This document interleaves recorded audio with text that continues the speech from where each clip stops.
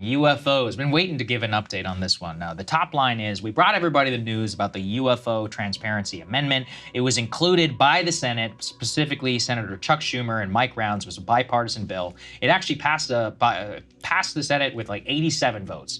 Massive support. It ended up, unfortunately, being gutted in the House of Representatives, specifically by two individuals, Mike Rogers and Turner. There have been many new developments on the subject of UFO-UAP disclosure, and we bring you up to date in this video. This has been a lot of work, and we hope you appreciate it. Unfortunately, there has been a setback as a bipartisan bill to provide transparency has been canceled due to pressure from the intelligence community. However, setbacks were expected, as it would be naive to assume that after decades of secrecy and cover-ups by the U.S. government, things would just be revealed. Chuck Schumer, Majority Leader, said in the U.S. Senate, Disclosure Act that he and I co-sponsored, and portions of which we will pass in the NDAA. I say to my friend that unidentified unanimous phenomena are of immense interest and curiosity to the American people.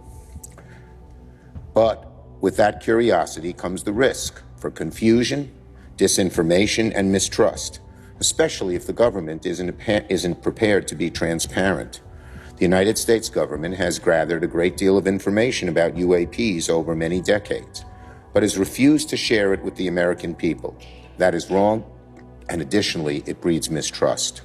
He also addressed the fact that there are multiple whistleblowers behind the scenes and that the U.S. government has been breaking the law on this for decades and keeping the U.S. Congress in the dark.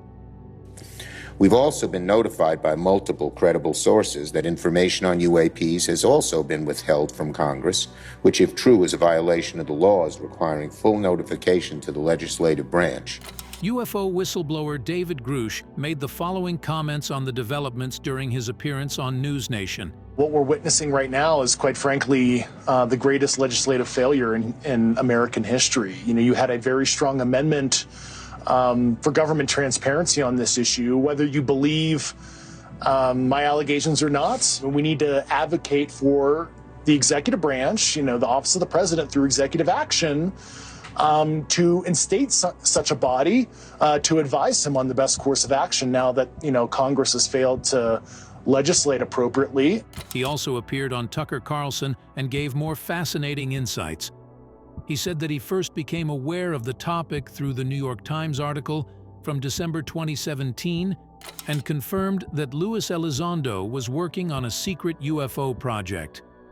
But it wasn't until you know, I saw the New York Times article in 2017, and I... What was that article?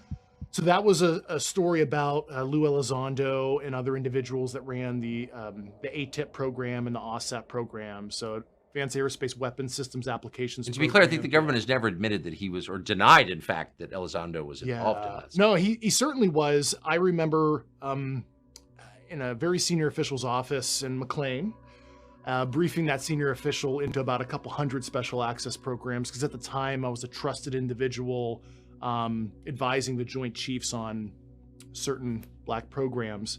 And I remember that individual, who was a coworker of, you know, Lou Elizondo, mentioned, oh, there's this guy named Lou Elizondo over at the Pentagon. He's running some UFO program. We think he lost his mind.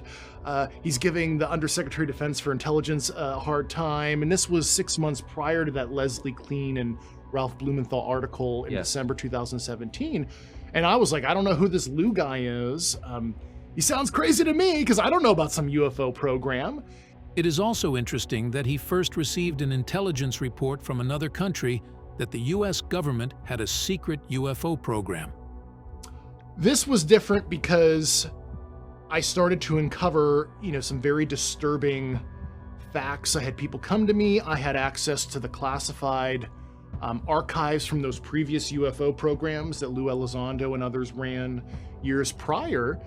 And, you know, I read some, you know, extremely interesting foreign intelligence that was derived by, you know, clandestine human sources overseas, espousing, and this is, you know, something they're noting about the U.S. They're like, yeah, the U.S. has retrieval program, reverse engineering program. And I'm like, whoa, whoa, whoa, whoa, whoa. This was the assessment of other countries. Other countries, yeah. And by the way, I ran all this through DoD security and pre-publication review, mind you. So anything I say in detail, I'm a steward of security. I care about national security, and I would never want to say something publicly that would, hamper national security. Just to put that out there. But yeah. He also said how shocked he was when he found out the truth. wait, are you saying we have UFO material? That's crazy. Like, are you sure it's UFO material? Like, this isn't like we went and got a wreckage of a Russian bomber and it just happened to be weird or something like that. And no, they were dead serious. So, and what was their sort of tone or affect when they said, like, of course, or? Well, they certainly, I guess they're a little bit jaded, and the reality to them is not shocking. But I was so intrigued by this. Not only did I interview 10 people that were in the meetings that talked to the cleared defense contractor, were involved in trying to persuade the government customer to release custodianship to give it ultimately to DIA and Bigelow Aerospace. I actually flew to Las Vegas, and I actually met with Senator Harry Reid himself after he retired. Of course, the former majority leader. And I wanted to hear it right from his mouth. Who had a long-time interest in this topic. Yeah. Apparently, parts of the military-industrial complex have also gone independent and don't seem to take the U.S. Congress and the separation of powers seriously, which is why Grusch finally went public. And, he confirmed that to me. He's like, yes, I was told this cleared defense contractor had material. This was the way to get it. And, he told me that he knew that contractor had material for decades. However, the Pentagon has always denied him access to actually go see that. And he literally told me that in his living room to my face. And he ultimately made that disclosure to the New Yorker. If I could just ask you to pause. Yeah. How could the Pentagon, which has no authority of any kind, except to the extent it serves elected officials, it's not its own country. Yeah. They're just employees like your housekeeper. They work for politicians who are elected by the people. How can they deny an elected official access to something?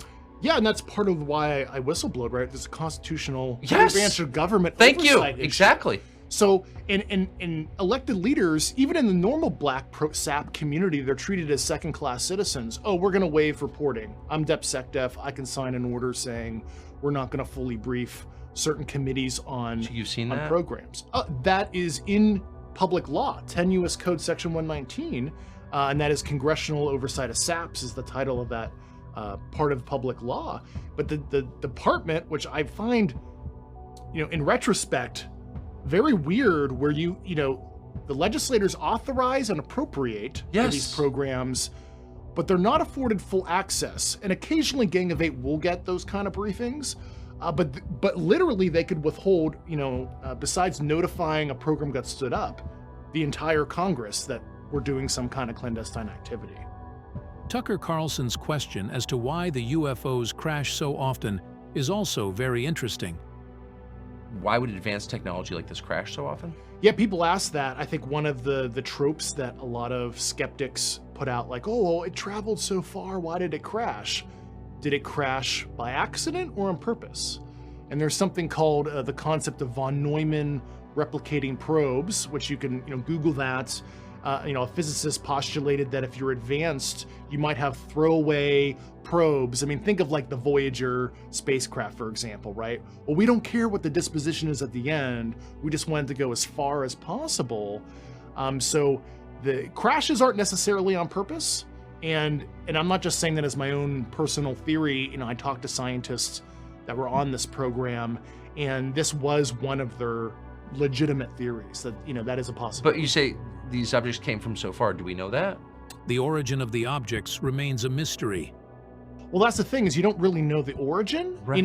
People, even certain directors of government agencies we talked to about this issue, and they were well aware of this program. They like to use the term extraterrestrial, but I'm a little skeptical about that. That's why, I like to use the term NHI, and that also is non-human intelligence. Furthermore, there is a new interesting interview with Garry Nolan from Stanford University, who has also made very interesting statements about the UFO phenomenon in the past and has founded the Sol Foundation with other researchers to carry out a controlled disclosure process. Well, I think the thing that we know for sure is that we don't know what it is, but we do know that there is something here. Something that I think defies explanation, but that something can be studied from a scientific viewpoint. There's a genuine mystery. Yes. He clearly states that the U.S. government has been lying to the public for decades. How significant is it that the United States government came out a year ago and admitted that unidentified aerial phenomena are real? Whatever they are, they're a real mystery. I think it tells us that, first of all, the government has been lying to us for the last 60 or 70 years. I think it gives solace to people who have been told that they were crazy to have been believing or seeing this. So that, to me, at least from the personal point of view, from the human point of view, that's one of the most important things. He is also convinced that there has been a UFO cover-up and a disinformation campaign. So the government's been lying, but do you think there's been a cover-up? Absolutely. I mean, there has been both a cover-up as well as a disinformation campaign to make people look like they were crazy. Garry Nolan also speculates about what is behind the UFO phenomenon. Whatever it is appears to be so far advanced from us that it beggars understanding. So you don't think it's human? Oh, I'm sure it's not human. Is it intelligent? Yes. It certainly acts it, and in some cases it seems to have a sense of humor. Most interesting, however, is his statement that the phenomenon has been on Earth for thousands of years and has probably accompanied the development of mankind. I think it's, whatever it is, it's been here a long time. So, and certainly it's been here longer than we've been civilized. So, at the very least, who really owns the planet? Who was here first? I'm not sure it was us. He also talks about how advanced UFO technology is. So, for the audience, when you look at an object that can move like this, at least three things are occurring. One, the objects can move and accelerate to 5,000 miles an hour instantly and decelerate. Okay, so whoever is in there didn't get squished, and so therefore they have control over momentum as well as gravity. These things can hover. And last but not least, he defends why he, as a scientist, is dealing with the subject and encourages others to do the same. Decades, frankly, of this kind of disinformation and purposeful diminution of people's opinions has had its logical outcome. But it's unjustified? I think it's totally unjustified. I mean, and from a scientific point of view, and because I, of course, have been approached by scientific colleagues that said, Garry, you're going to ruin your reputation with this. And my immediate answer is, what scientist takes a possible explanation off the table, especially when you've got so many people, credible individuals, saying that this is something that's happening?